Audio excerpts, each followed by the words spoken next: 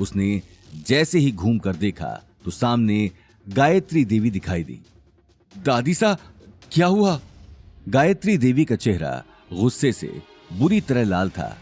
गायत्री देवी को देखते ही आसपास खड़े लोग अपने अपने काम में लग गए। चुप, बिल्कुल चुप। इतना सब कुछ होने के बाद भी तुम्हारा पेट नहीं भरा जो ऑफिस के लोगों के सामने तमाशा कर रहे हो? आखिर तुम्हारा दिमाग क्या घास चढ़ने गया है?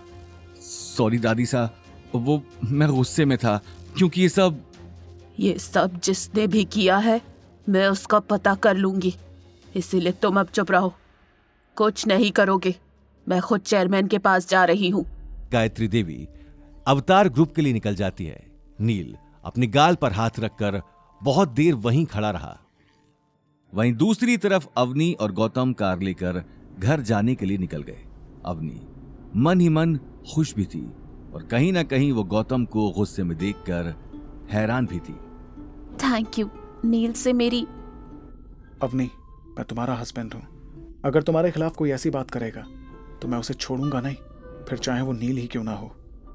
ये बात सुनकर अवनी के चेहरे पर मुस्कुराहट आ गई।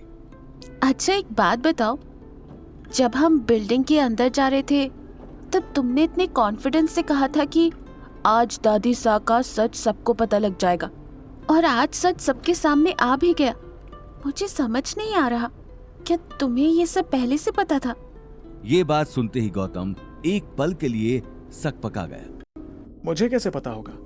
हाँ, बस मुझे इस बात का यकीन था कि इतनी बड़ी कंपनी में कोई इतनी आसानी से हेरा फेरी तो नहीं कर सकता, और फिर सच को सबके सामने आने से कौन रोक सकता है भला?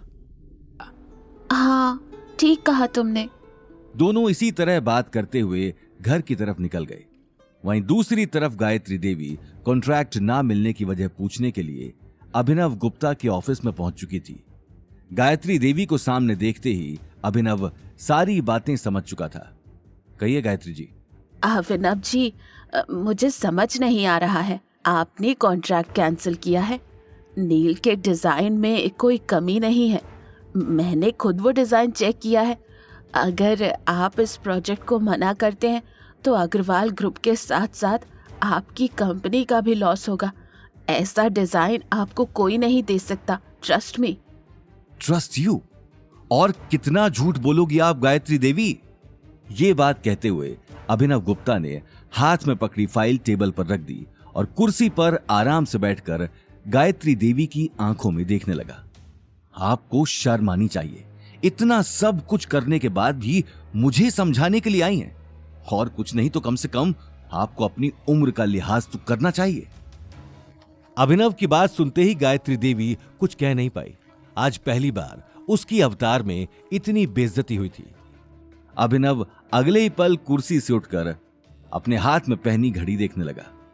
मैं आपको छोड़ने वाला नहीं, आपको इस गलती की सजा जरूर मिलेगी। अभिनव के मुंह से निकले एक एक शब्द ने गायत्री देवी को अंदर तक झकझोर दिया। वहीं दूसरी तरफ नील केबिन के बाहर खड़ा होकर ये सारी बातें सुन रहा था। इससे पहले कि गायत्री देवी कुछ बोलती, नील बिना परमिशन लिए अंदर आ गया। नील के अचानक अंदर आ जाने से अभिनव का चेहरा गुस्से में लाल हो गया, लेकिन तभी गायत्री देवी ने गहरी सांस लेकर कहा, अभिनव जी, मुझे नहीं पता आपको किसने मेरे खिलाफ ये सारी बातें कही हैं। ट्रस्ट मी, ये डिजाइन नील ने ही बनाया है, इस बात की मैं गारंटी लेती हूँ। गारंटी? वो भी इस रंगीन मिजाज आदमी की? गायत्री देवी, आप मजाक तो नहीं कर रही? प्लीज, मुझे डिजाइन इंडस्ट्री में आपसे ज्यादा टाइम हो गया है, इसीलिए मैं इंसान की काबिलियत को समझती हूँ। आप आज किसी के कहने में आकर मेरी बात का यकीन नहीं कर रहे हैं। आप क्या समझती हैं गायत्री देवी, मैं इस कुर्सी पर बैठकर टाइम पास करने आता हूँ? आई नो कि किसी प्रोडक्ट का डिजाइन तैयार करने में कितनी मेहनत लगती है। डिजाइनर को प्रोसेस फॉलो करना पड़ता है, लेकिन मिस्टर नील ये नहीं कर सकते क्योंकि मैंने इनका पहले का काम भी देखा है। ये बात कहते हुए अभिनव गायत्री देवी की आंखों में आंखें डालकर देखने लगा। अब आप मेरी बात कान खोलकर सुनिए, मुझे जल्द से जल्द उस शख्स का नाम चाहिए जिसने ये डिजाइन बनाया है, वरना इसका अंजाम क्या होगा ये आप अच्छे से जानती हैं।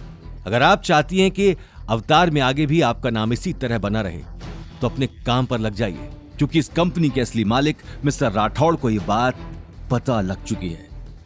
ये बात सुनते ही गायत्री देवी के पैरों तले जमीन खिसक गई। नील भी हैरानी से अभिनव को देख रहा था। आगे की कहानी जानने के लिए देखिए अगला एपिसोड सिर्फ पॉकेट एफएम के यूट्यूब चैनल पर, और रॉयल वारिस के सारे एपिसोड्स को सुनने के लिए डिस्क्रिप्शन में दी लिंक से डाउनलोड करें पॉकेट एफएम ऐप।